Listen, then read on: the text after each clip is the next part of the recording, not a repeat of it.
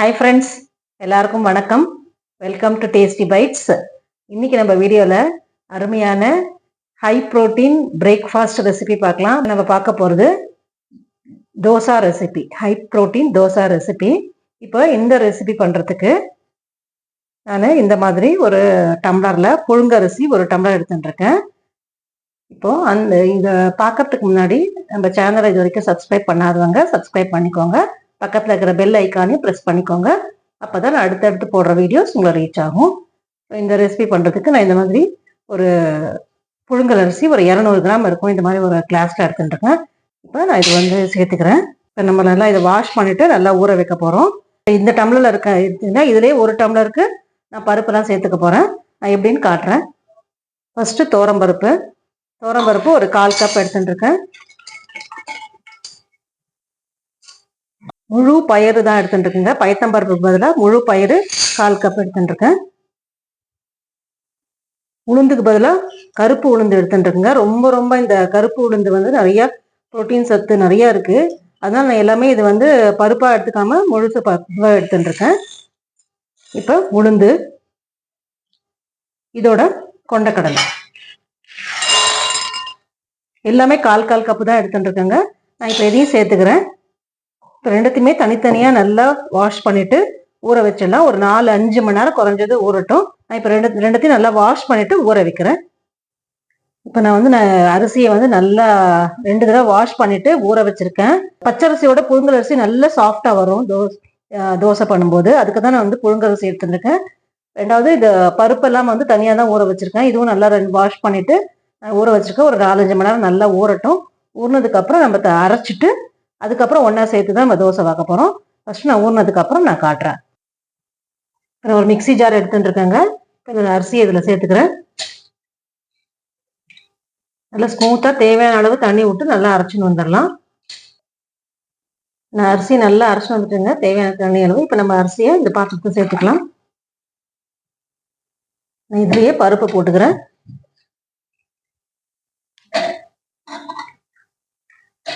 பருப்பையும் தேவையான அளவு தண்ணி விட்டு நல்லா அரைச்சின்னு வந்துடலாம்.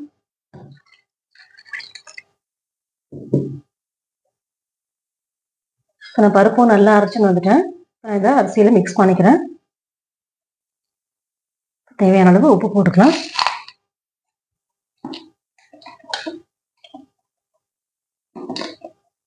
நல்லா ரெடிங்க. இப்போ கலந்தாச்சு. அரிசி பருப்பு அரைச்சின்னு நல்லா கலந்தாச்சு.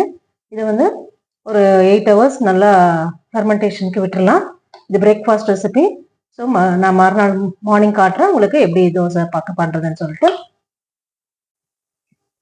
இப்போ பார்த்தீங்கன்னா தெரியுங்க, மாவு நல்லா பொங்கியிருக்கு. மார்னிங் ஒரு 8 hours நான் ஃபெர்மெண்டேஷனுக்காக விட்டேன். மாவு நல்லா பொங்கியிருக்கு.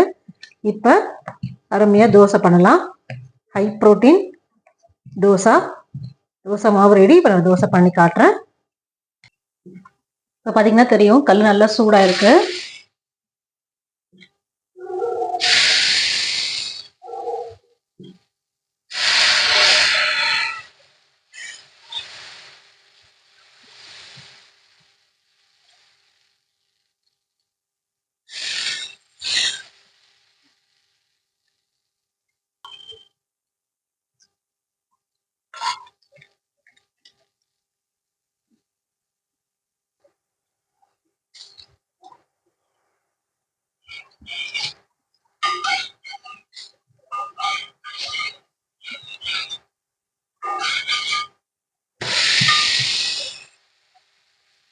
ஈஸாக ஊற்றுனதால இந்த ஓரெல்லாம் நல்லா கிறிஸ்பியாக இருக்குங்க.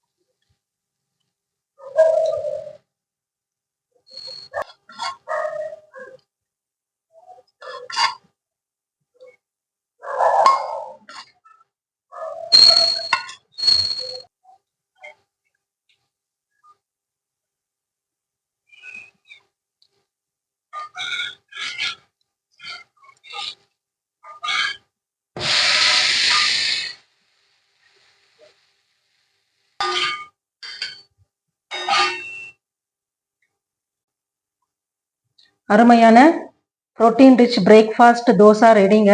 இதில் வந்து நம்ம ஹெல்த்துக்கு தேவையான எல்லா ப்ரோட்டீன் உள்ள பொருட்கள் தான் நான் சேர்த்துருக்கேன்.